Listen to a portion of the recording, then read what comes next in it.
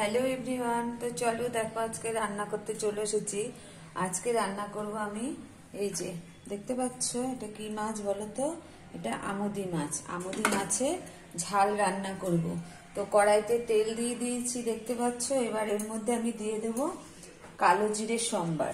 হ্যাঁ, এই দেখো কালো জিরে সম্বার দিয়ে দিলাম। তার মধ্যে দিয়ে দেবো কি বলতো, কাঁচা লঙ্কা। এই যে কাঁচা লঙ্কা দিয়ে দিলাম, কালো জিরে কাঁচা লঙ্কা। এবার ফোড়নে দিয়ে দেবো পেঁয়াজ কুচি। পেঁয়াজ কুচি দিয়ে এবার নাড়বো ভালো করে। দেখতে পাচ্ছ নাড়ছি আমি। এবার পেঁয়াজটা লাল লাল করে ভাজা ভাজা করবো। এই দেখো পেঁয়াজটা লাল লাল করে ভাজা ভাজা করবো।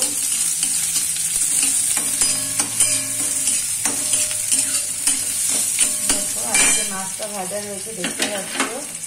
এদিকে কাটা পোনা মাছ রয়েছে, আজকে কাটা পোনা মাছের কালিয়া করব। এটা ভাজা ভাজা হয়ে গেলে এর মধ্যে নুন আর হলুদ অ্যাড করে দেবো। নুন হলুদ অ্যাড করে দেবো।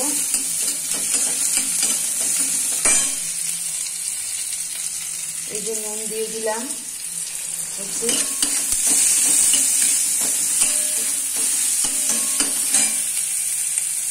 এবার একটু হলুদ দিয়ে দিলাম। এই ঝালটা রান্না করলে ভীষণ টেস্ট হয়। এখানে আলু আর বেগুন ভেজে রেখেছি, এটা দিয়ে করব আমি এই ঝালটা।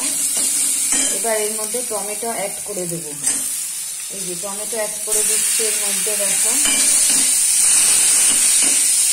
আর এটা হয়ে গেলে নামানোর আগে কি দেবো বলো তো, এর মধ্যে ধনে পাতা দিয়ে দেবো। টমেটো অ্যাড করে দিলাম। অল্প একটু জল দিয়ে দেবো, কেননা মশলাটা নালে পুড়ে উঠবে। একটু জল দিয়ে দেবো। নাড়াচাড়া করতে থাকবো। টমেটোটা যতক্ষণ না হবে আমি নাড়তে থাকবো। তো চলো একটু ঢেকে দিলাম। এবার ঢেকে দিলাম। একটু পরে আবার চলে আসলাম। দেখো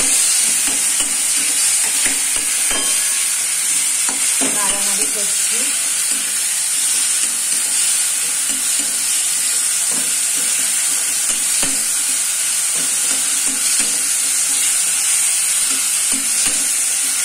ভালো করে টমেটোটা গালিয়ে দেবো।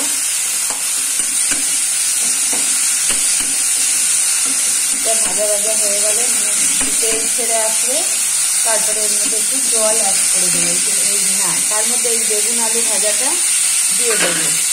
দিয়ে এটা দিয়ে নাড়বো ভালো করে।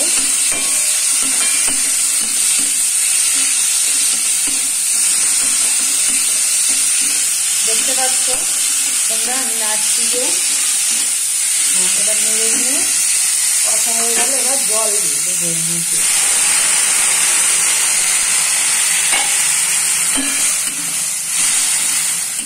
অল্প জল দিয়ে দিলাম। এবার এটাকে ঢাকা দিয়ে দেবো।